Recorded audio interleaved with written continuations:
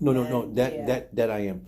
I mean, I'm in no sense, going online, but I still keep track of the people that the organization that has given me this information. And I think it's crucial because these people are also government employees. Some of them will work for the NSA, some of them will work for the CIA, some will work for the FBI. And a lot of them are on their deathbeds. And they speak about this because they've worked in this technology. They worked in the government and they've done this thing. They know how this operates and how the people are being manipulated. But what I don't understand is that why aren't these people sitting front and center of the government and talking about this? And these are truly whistleblowers. I mean, I've read into it. They got documentation, and like I said, they're not afraid to speak about what's going on because they're on a deathbed. They're 80 years old. They work for the government. They work for the FBI, and that's their only option is to at least unfold what's going on. And so, I mean, based on these organizations like the ICAACT.org, PAX International, there's one here that just has enormous information. I can't understand why these people are not in the eyes of Senate because targeted justice is operated by Midge Mathis, and Midge Mathis is a public. She's a public service in a sense because she's taking these outreach cases, but then she has friends in the FBI and friends in the NSA that she went to school with back in the days and giving her information. But she's accumulated so much information and so many affidavits and so many court documents that, I mean, it's like, why isn't this person and her agency gone to court? I do know that there is a lot of information collected about people, and I know that information is collected about me in a variety of sources, but I don't feel fearful about what they're collecting. I don't threaten anybody. I have an honorable service in the military. Sure. I don't know why anybody would want to harm me or harm you Sure. at this point. So I think, staying the course, keeping physically active, Sure. coming for regular follow-up, you're doing everything you can at this point. Right. And if it got to the point you didn't feel safe in your home, I'd want you to come here. No. I don't. I mean, everything's fine.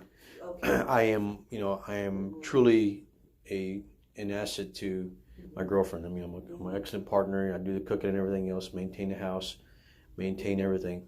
It's just that. Sounds like a very supportive person. Yeah, but it's sad because you see her and she's being targeted. She's being tortured too. But does she feel like she's being targeted? I don't think she feels in a sense, but I'm almost certain she's got a second. She's got a second thought about it. That may be.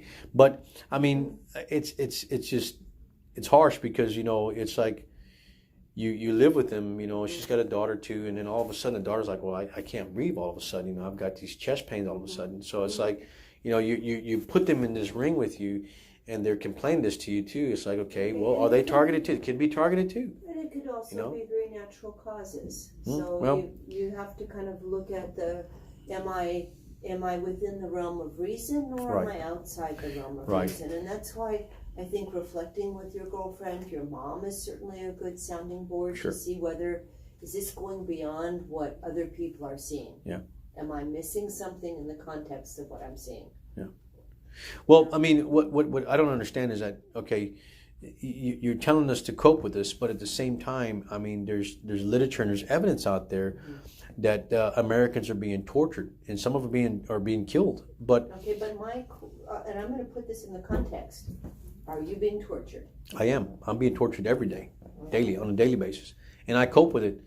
And so much that it's I find other means to deal with it. Supplement it with Try to turn it from a exercise, negative etc. into a positive, right? Yes, sir.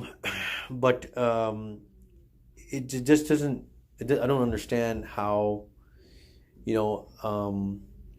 as a legislative representative of your area where you live in, does not take a stand on this, because it happened back in I don't know if you remember Senator Frank Church, the Frank Church Committee.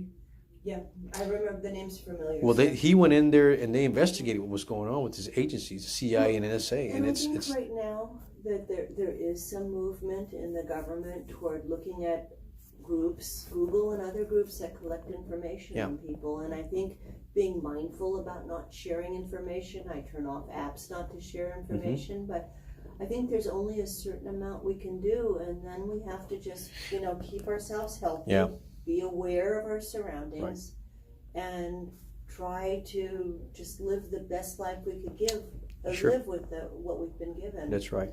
So I'm going to ask you just a quick question about your medicines, because that's today in the visit. I need to refill those for you. Well, I have. You sent me some recently, and matter of fact, the VA sent me a double dose of it. Yeah, I've been sending them for 60 days at a time because I don't want you to run out, and you've been doing